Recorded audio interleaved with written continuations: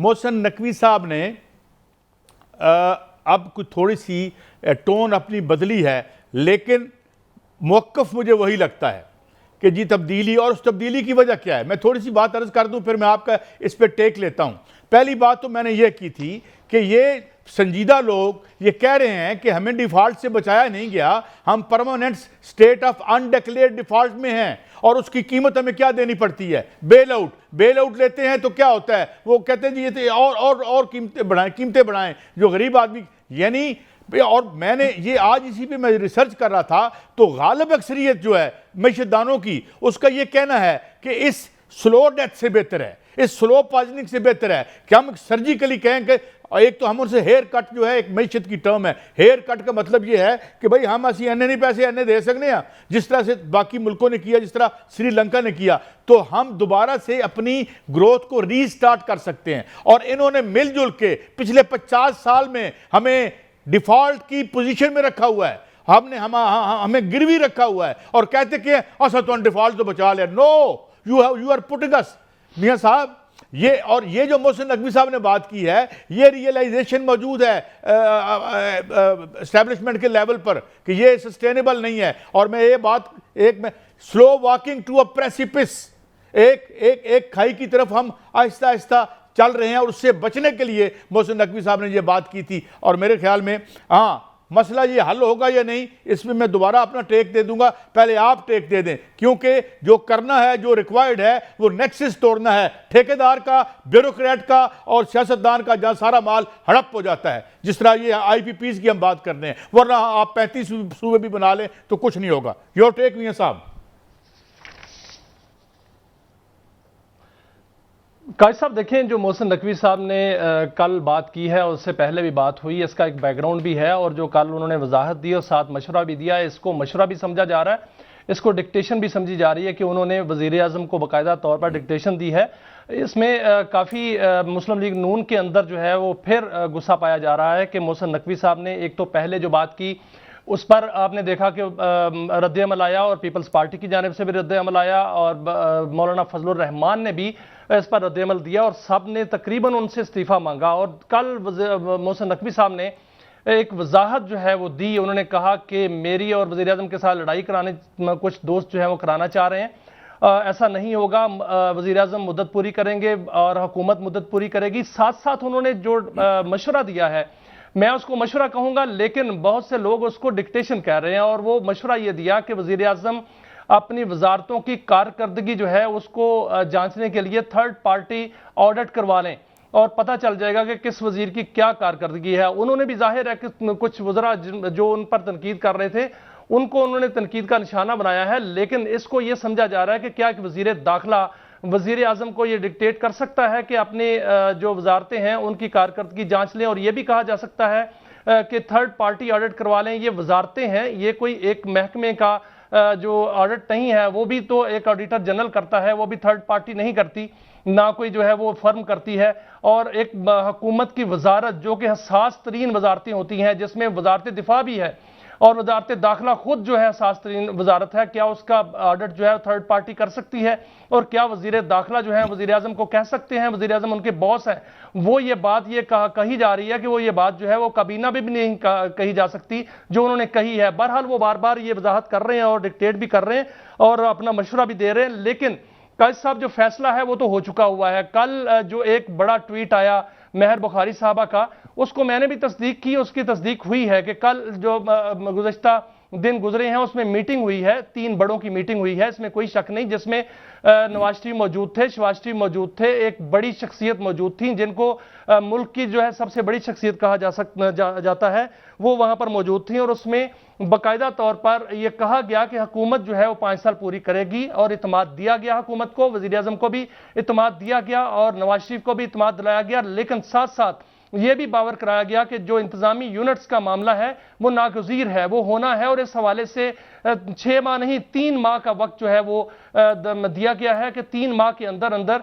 इस तमाम मामला जो हैं वो दुरुस्त किए जाएं और इस हवाले से बंदोबस्त किया जाए बाकायदा तौर पर कि जो इंतजामी यूनिट्स हैं वो बने। और काजी साहब इस हवाले से बहुत सी पेशरफ्त हो चुकी है, जो कल से एक नक्शा भी सामने आ रहा है, और बल्कि 33 नक्शे जो हैं वो सामने आ रहे हैं और यूनिट्स के नाम बाकायदा तौर पर सामने आ चुके हैं। कहां कहां कितने यूनिट्स बनने हैं, कितने सूबे बनने हैं, उनके नाम भी सामने आ चुके हैं। पंजाब को तकसीम किया जाएगा 10 सूबों में और इसके अलावा जो सिंध है उसको 7 सूबों में तकसीम किया जाएगा और बलूचिस्तान को 8 सूबों में और खैबर पख्तूनख्वा को 7 सूबों में, और इनके नाम बाकायदा तौर पर जो है वो सामने आए हैं। और ये कहा गया है मुख्तरा की जानिब से कि जो ये फैसला हो चुका है ये नागुज़ीर है, इस पर जो है वो फैसला होना, इस पर अमल दरामद होना है।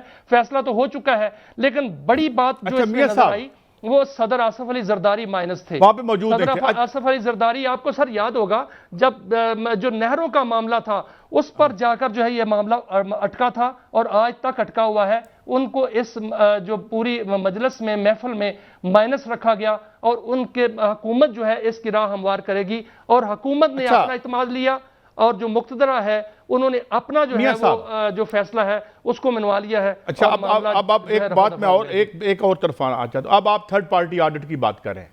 ये जो IMF ने हमारा ऑडिट करके रिपोर्ट दी थी, प्रोक्योरमेंट में 4.16% ऑफ द GDP इज बंगल्ड। ये अगर आप, मैंने उस वक्त निकाला था, ये $16 बिलियन तो ये बन जाते हैं। थर्ड पार्टी को तो छोड़े, IMF ने आपको दिया, क्या उस पर आपने इंटरनल इंक्वायरी रखी? क्या किस किस मिनिस्ट्री पर इल्जाम लगाया IMF ने और झूठा लगाया, तो क्यों उनको सख्त सुस्त नहीं कहते हम? एक तो ये बात को, तो ऑडिट तो पहले से ही मौजूद है। अब मियां साहब मसला क्या है?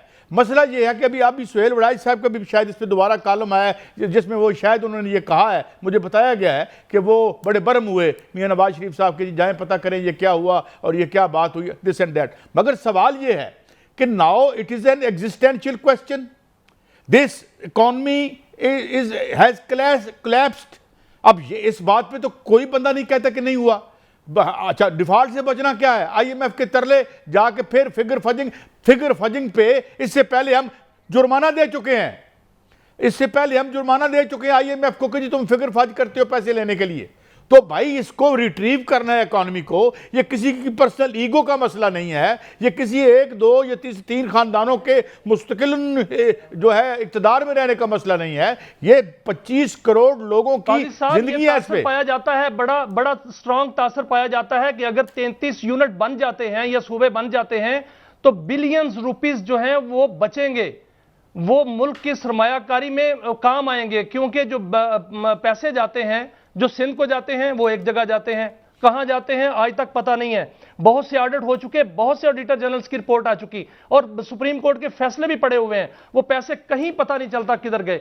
जो बलूचिस्तान में पैसे जाते हैं कुछ मालूम नहीं किधर जाते हैं। जो KP में जाते हैं या पंजाब में जाते हैं वो भी अल्ले तलल्लों में जो है वो खर्च कर दिए जाते हैं। ये जब बनेंगे तो ये तासर बाकायदा स्ट्रांग है, बाकायदा तौर पर इस पर कि बिलियंस रुपीस ऐसे ही बचेंगे जो फंड्स दिए जाएंगे उससे, और जो वहां से फंड्स आएंगे वफाक को, तो वफाक के पास इतना पैसा होगा कि वो कर्ज नहीं लेगा। जो कर्ज लिया है उसको अदा किया जाएगा, क्योंकि हमारा जो एक्सटर्नल कर्ज है या इंटरनल कर्ज है वो इतना बढ़ चुका है। हमारा सर्कुलर डेट इतना बढ़ चुका है कि 5000 अरब रुपए तो हमारा तवानाई का जो सर्कुलर डेट है वो है।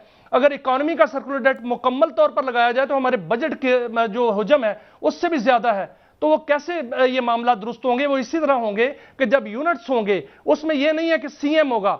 मुझे जो खबर मिली है वो मेयर टाइप जो मॉडल है वो लाया जाएगा। उसमें जो मेयर्स होंगे वही सारा निजाम चलाएंगे। जो ज़िले वो वहां पर उसको आप लगा लें, चेयरमैन कह लें या उसको जो भी नाम दिया जाएगा, वो लोकल गवर्नमेंट का निजाम जो है वो चलाएंगे। ऊपर एक सेनेट होगी और वहां से पॉलिसी दी जाएगी और पॉलिसी इंप्लीमेंटेशन जो है वो निचली सतह पर होगी।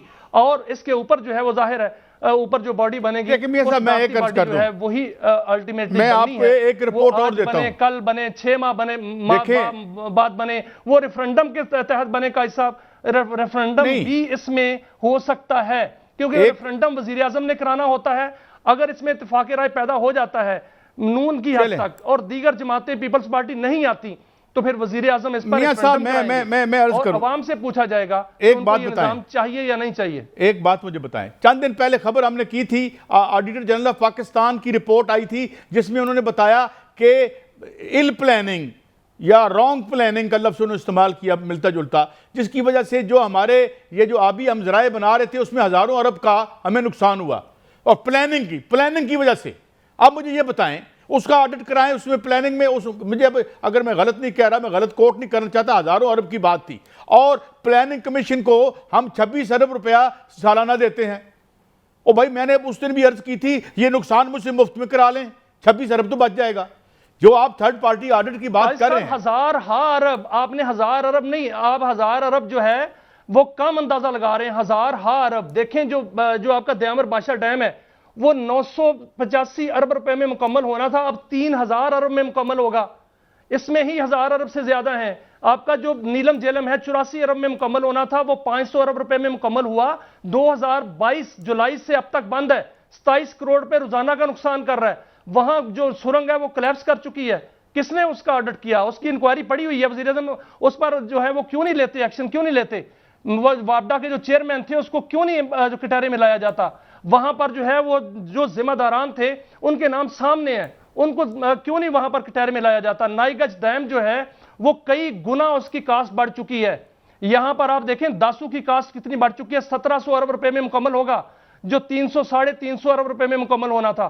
मोहम्मद डैम जो 300 अरब रुपए में मुकम्मल होना था वो 666 अरब रुपए में मुकम्मल होगा। इतनी कास्ट तो नहीं बढ़ती, इतनी कास्ट तो नहीं सिंपल इज दैट। मियां साहब, I have to take the break. 5%, ये तो कई गुना कास्ट बढ़ गई है।